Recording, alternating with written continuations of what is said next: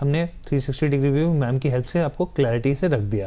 अब अविनाश चौधरी साहब कह रहे हैं कि गुड आफ्टरनून सर, मेरे पास 3700 से रिकवर हुआ है केन्स टेक्नोलॉजी, क्या किया जाए? शॉर्ट टर्म में क्या बाइंग अपॉर्चुनिटी बन रही है?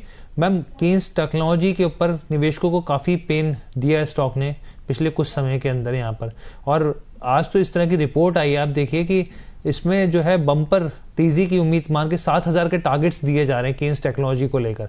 और यहाँ तक कि जो रिपोर्ट में ये भी कहा जा रहा है कई ब्रोकरेज की तरफ से कि जो हुआ है यहाँ पर बेसिकली रिपोर्ट के जो यहाँ पे आंकड़ों को लेकर हुआ है, क्योंकि इनकी सब्सिडरी करीब 11 से 12 सब्सिडरीज हैं, उसमें से 2-3 सब्सिडरीज में अकाउंटिंग को लेकर कुछ गड़बड़ियां हुई थी, तो उनका कहना है ये लापरवाही नहीं है, ये बेसिकली चूक हो गई है।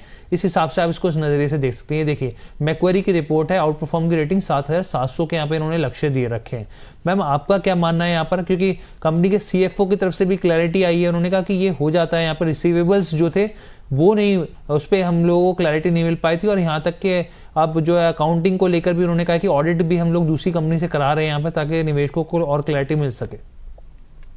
ओके, सो देखिए, न्यूज तो आपने बहुत अच्छे से एक्सप्लेन कर ही दिया है हर्षी। हम सिर्फ अभी इसमें स्ट्रैटेजी को डिस्कस करेंगे, that what we can do here.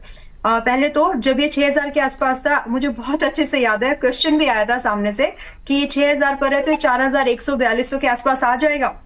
मैंने बोला था हाँ आ जाएगा, लेकिन इतना जल्दी आ जाएगा उतना मुझे भी नहीं लग रहा था। आई वॉज लाइक कि एक क्वार्टर वगैरह में ये भाव आना चाहिए, वो 8 से 10 ट्रेडिंग सेशन में ही आ गया। So it is a very fast movement that happened in just couple of days.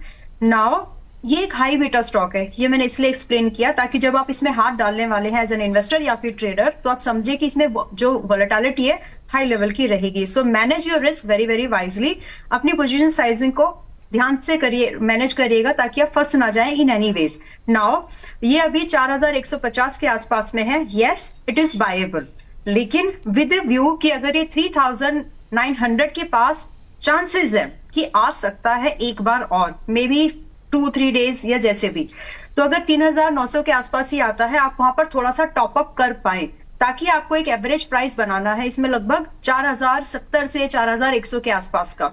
इस तरह से आप इसमें अपनी प्लानिंग कर सकते हैं इन अ बेटर वे।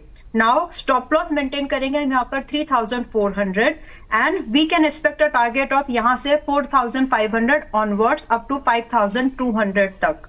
तो ये टारगेट्स है। 7000 मुझे मुश्किल लग रहा है, मैं स्विंग ट्रेडिंग की बात कर रही हूँ, एक साल की बात मैं यहाँ नहीं कर रही, लेकिन स्विंग ट्रेडिंग में ये भाव आ सकते हैं, but please to manage the position sizing very wisely in it.